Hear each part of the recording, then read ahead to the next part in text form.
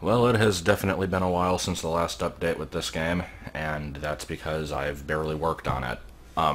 Just to kind of get the major, like, the elephant out of the room here. Yeah, I've been working on this game very, very slowly. I, at one point was hoping to have, like, the town and the field both finished by, like, August.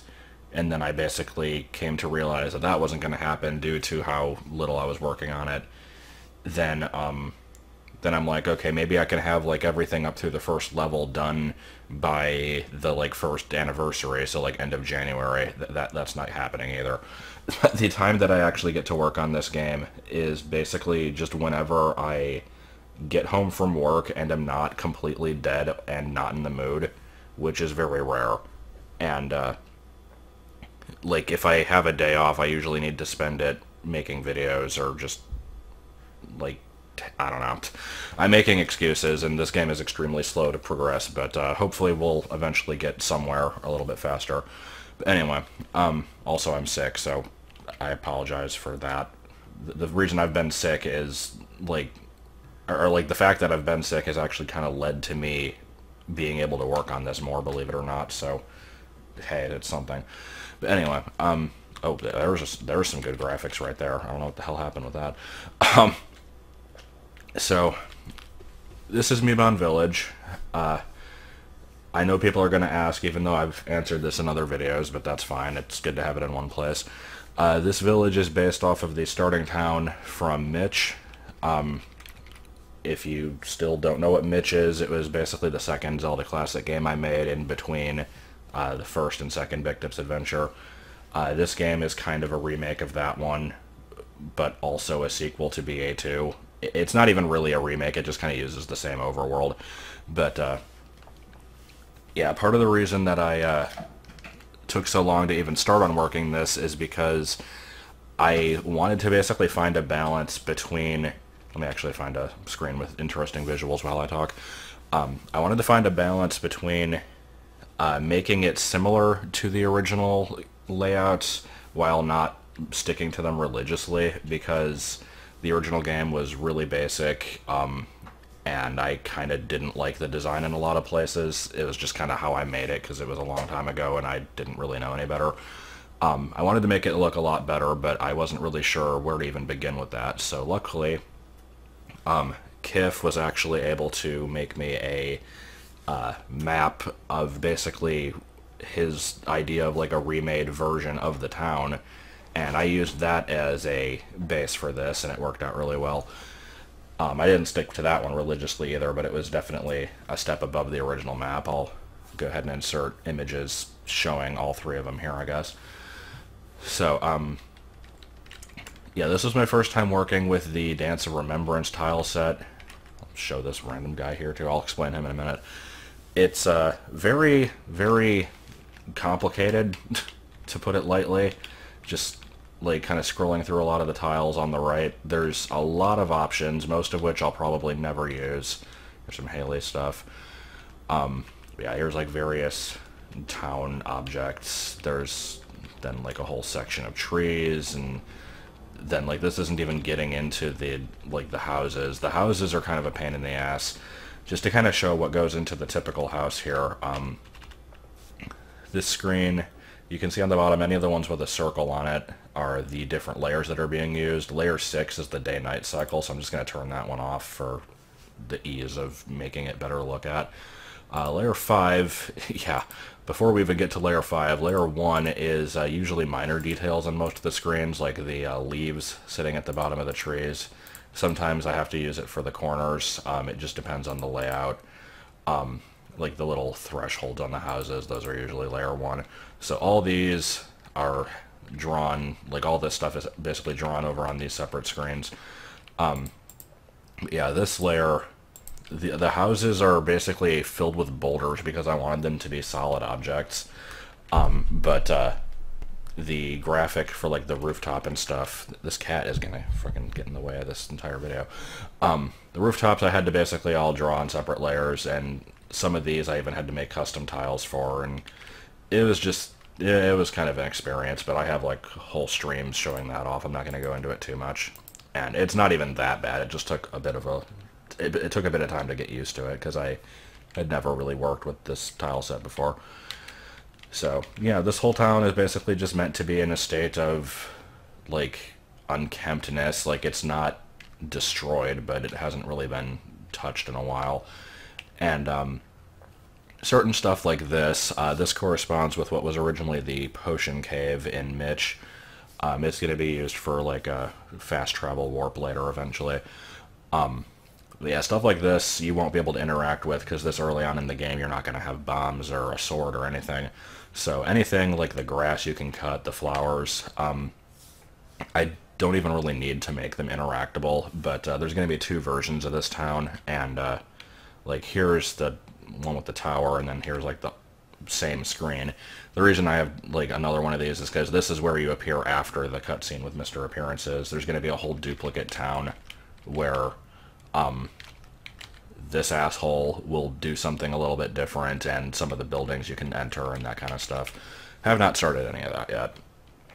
But, yeah, like I said, I tried to include a decent amount of detail here. This screen was definitely the one that took the most work, not counting, like, cutscene shenanigans. Just making all the little signposts. Let me see what layer those are on. Layer 5. Let's see if we can find where that one is. Yeah, here we go.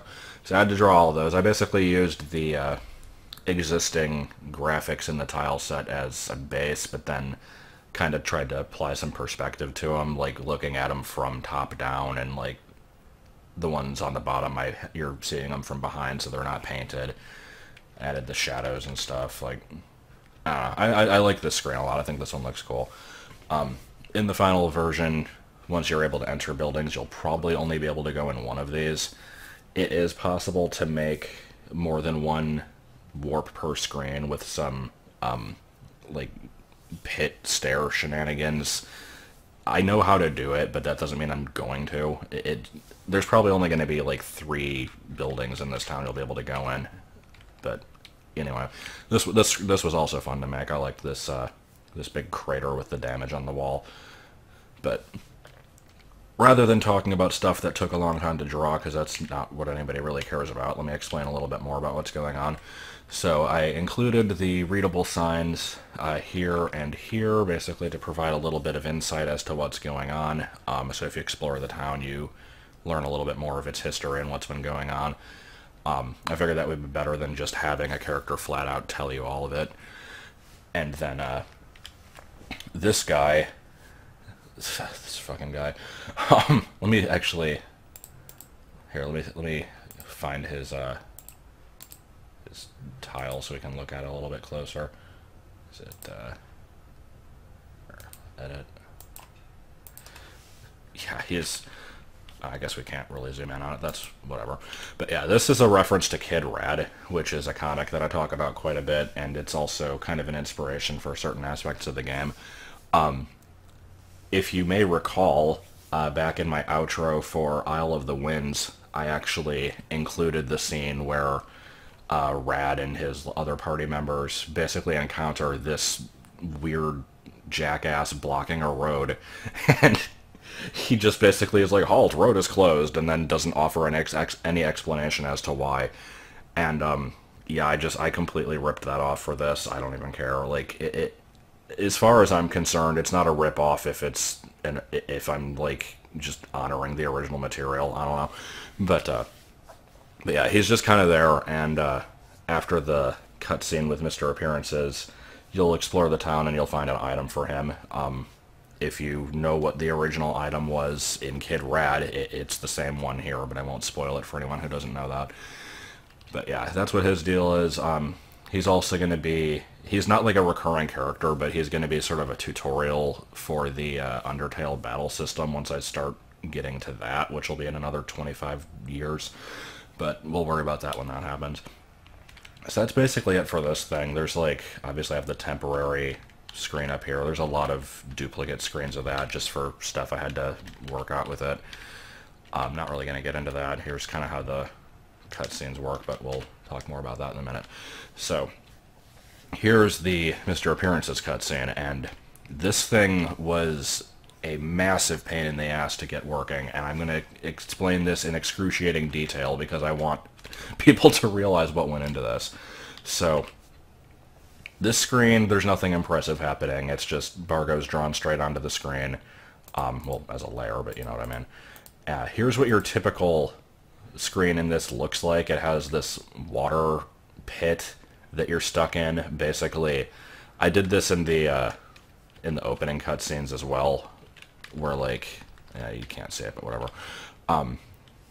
Fix the transparency. I did that so that you, like, in later cutscenes, once you have items, you wouldn't be able to, where's the one? I feel like showing this one because I like the little animation on here. But, yeah, those are there, so, like, once you have items in later cutscenes, you won't be able to use them, and, like, mess with the visuals or, like, throw off timing with the whistle and stuff. You still sometimes can, as I've found, just due to the way that the game, like, places you on water in a standing position. Sometimes it's like if you warp from water to more water, it won't do it, but... Or, like, if there's a message screen if there's a message string on the screen, you can do it, but if there's not, it won't. It's really stupid. But I basically just do that as good, like... What would you call that? Just kind of getting into the good habit of doing that every time, just to minimize messing with cutscenes when possible. But like I said, that's not the difficult part or anything. Most of this cutscene is just a message string appears, you're stuck in water. As soon as you move, like, in any direction, it's a swim warp and it warps you to the next screen. The characters talking and the speech bubbles and stuff are just drawn on layers down here.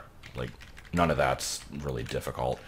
But this opening scene where he flies in took far too much effort, and I'm going to explain how this worked. So, this is the first bit of dialogue. The bit where he flies in is made up of 4 screens. This is the 4th one. It's a still shot. He's standing there. Bargo's looking confused. The first screen is you're just staring forward as the music starts playing. Neither of those anything difficult. Here's where it gets complicated. So, I'm going to have to explain some Zelda Classic mechanics here, so if you don't follow, then I apologize, but I'll try to explain it best I can. So, the goal here was to make the hat, like, facing the camera with, like, the sparkling void inside it. It rolls in, and then it kind of, like, tips forward, and then, like, expands, and then basically poops out Mr. Appearances. And there's a few ways I could have gone about doing this, but most of them wouldn't really work. I couldn't just make an animation. Let me find where it would be on here. There's, like, NPCs, still not the bird? What are these? Oh, this is the bird, okay. Yep, there we go. So, here's how this bird works. You would put this on a layer. Basically, like, this tile up here you'd place all the way on the left, and then this one you'd place all the way on the right, and just basically draw it across. Or possibly in reverse, I don't know. But the way this animation works is you have a ridiculous amount of empty space, and then a few tiles where the bird moves, and then more empty space to basically give it like a buffer so it's not constantly on screen. It takes up a huge amount of resources. It is so not even worth it usually. I'm probably going to end up deleting this one just to free up more space when I need it later. But this is a way you can do animations, but the problem with this is Zelda Classic's animations run on a global timer, so when you enter a screen, it's not guaranteed, and in fact it's very unlikely for it to start at the start of the animation. It's probably going to be somewhere in the middle of it, because the game does not care how far along it is when you go in the screen. It'll just play whatever it was doing even when you weren't there. So for something like this where I want to have the hat move in and be timed like that, I can't really use animations. It's not going to work. Now, there is combo cycling, which is where you pick a tile and then you tell it which one to basically load next.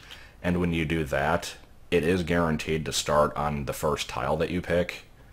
So you can kind of use that sometimes, but the problem with combo cycling is you can only ever use that on layer 0. Now this is fixed in later versions, I think, but in 1.92, it only works on layer 0, and so that means if I was going to do that, I'd have to draw the background for where the hat is on the same tile as the hat, and then basically animate like every single frame of that individually.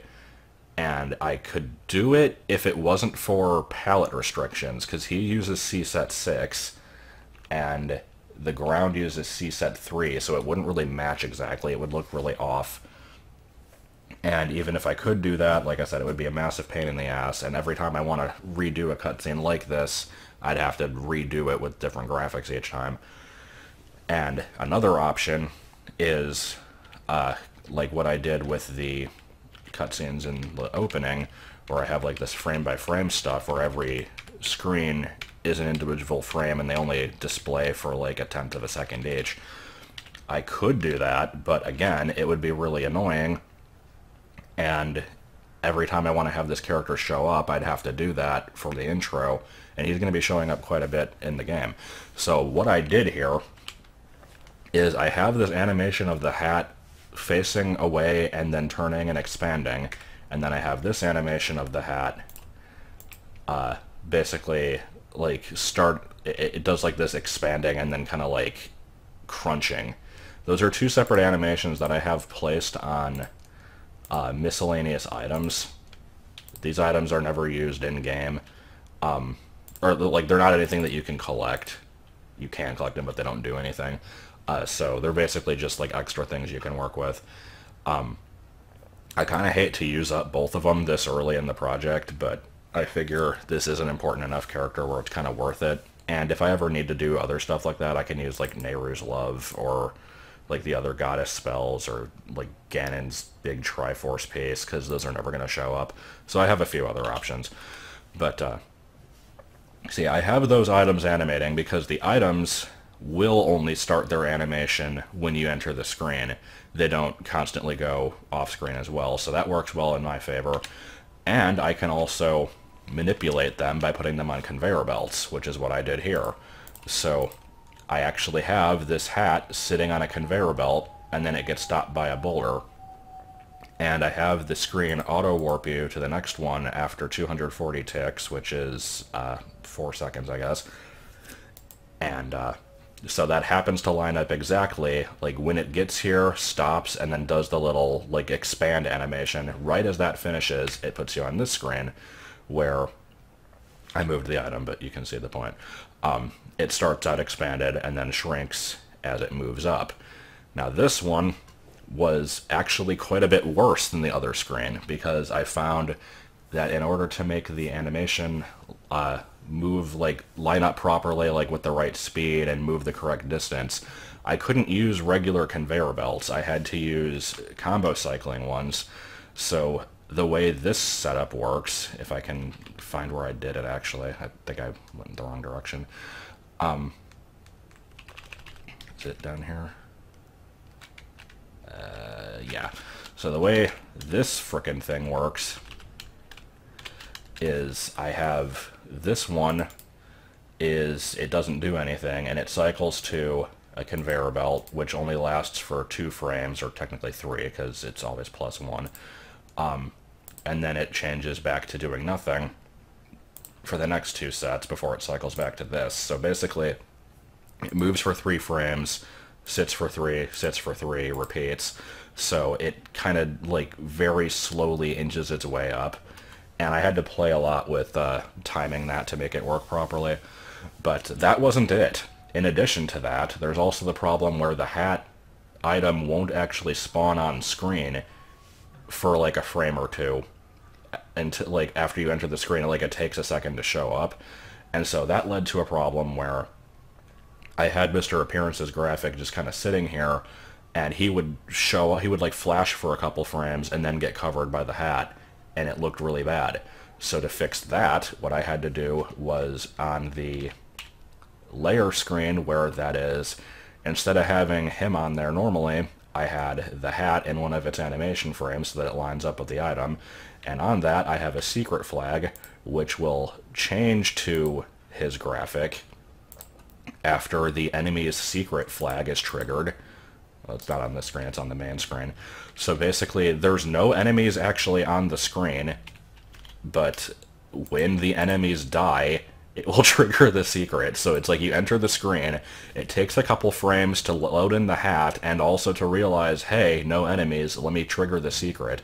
So it just happens to line up perfectly, so like, this changes to him, it gets covered by hat moves up. It was the most complicated setup, and it was, like, goddamn, that thing was annoying to frickin' figure out, but I'm glad that I did, because this now means I can basically copy this exact setup just with like a different setting. Like I can take the same concept with like the conveyors and like the same tiles and everything. I can use that every time I want to have this intro cutscene play out, which is really good because that means I don't have to animate like 40 frames of him sliding in every single time. Now you could say, why do all this when you could just make it a lot easier, just have him appear in like a puff of smoke. There is a puff of smoke graphic that I actually, is it? Yeah, this one right here. I actually used this for his exit originally, before I decided to just have him scroll off screen again. And yeah, I could do that, but this is cooler. Like, part of the reason that I'm so adamantly sticking to... I love this graphic here, by the way. I think this was originally the sleeping cow before it got overwritten by this garbage. Yeah, there's the cow up there. But yeah, it's like, part of the reason I'm sticking with the older version is because there's a lot of incredible stuff you can do in the newer Zelda Classic versions. Like, I've gotten, like, people bitched at me a couple times by basically, like, they think that I'm, like, putting it down or basically acting like it doesn't exist. I'm really not. It's a combination of me, like, I'd say it's like one part me not wanting to really learn it, and about 99 parts me being a stickler for, like, making things work in outdated systems. Like, that's the reason I did the majority of BA2 in the older version, was just because I wanted to see how far I could push it. And so when I have to come up with the ideas of, like, moving animated items on conveyor belts, it's like this massive amount of smoke and mirrors into making something look good that I just think is really cool. Like, nobody, if I hadn't explained this, like, people would have just seen that cutscene and not thought anything about it, unless they really, really know this, like, how the program works, and they're like, wait, how did that happen? So it's like, nobody's going to notice it, but I think it's cool, and that's basically my reason for doing it. It's just kind of rule of cool at that point. So that's really all I needed to say about this one. I went on far too long explaining it, but I kind of wanted to go into detail just so people would realize how stupid it was. And by the way, I've completely failed to mention up to this point, the Mr. Appearance's sprites, these are courtesy of Wanson, or Local Droog. I don't know which name he usually goes by. He was the one who made that demo of like the BA1 remake that I showed off a couple of years ago. That is still being worked on, by the way. It like started over and has gone through a lot of changes, but it is still happening. I'm not sure when it'll be done, but I'm sure we'll let you know when it is.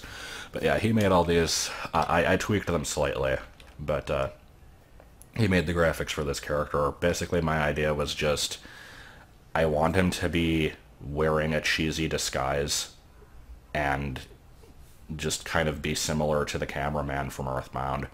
The idea of the hat like flying and having the portal in it and all that, that was actually not my idea, but I really liked it. Well, actually, I was the one who came up with the portal, but like he basically drew the graphics of like the hat coming in and he would like pop out of it. And then I added all these like animation frames of it doing the squeezing thing and all that. So it was a joint effort, but he was the one who kind of made the base for it, so I am thankful for that. Here's what if you look on the bottom, you can kind of see. These tiles are actually not used. This was for my own benefit to like see what it was supposed to look like, and then I had to try to replicate it with the item on the conveyor belt. It's not exact, but it's pretty close. And then we have the animation down here where he drops the glasses and pushes them back up. Completely unnecessary touch that took up 40 tiles. I mean, the actual animation is only like 10, but I wanted to have a buffer in there, so I had to do that. There we go. With boulders underneath them, because you don't have to make them solid. But yeah, that's pretty much all I've got to show for right now. The cutscene was ludicrously long and rivaled the final cutscene in BA2, which was also ludicrously long, and I pointed out in it that it was long and boring. But I kind of wanted to introduce the character and kind of establish a little bit of the world and that, and hopefully it was entertaining. As for when there will be more updates, it really just depends on when I get around to working on it. I keep kind of thinking that this game is like almost in canceled status, because when I stop and think about like how little I've done, and it's been almost a year, I basically have come to realize like if I keep working at this pace, this game's going to take me like 20 years to make. So I'm basically hoping that at some point like circumstances will change where I'll either be able to work on it more or like have the motivation to. And once I actually start getting into more of the overworld and not designing these, like having to put together these houses on every screen and just kind of making like open field and then like designing the levels and stuff, I feel like that'll be a little bit more interesting and maybe it'll help a bit, but yeah, I don't know. The game definitely isn't canceled, but I absolutely refuse to give any kind of like expectation dates for it. Like I would love to say that by the end of April or whatever I'd have level 1 done, but it's probably not going to happen. But I will make another video when there is more significant progress.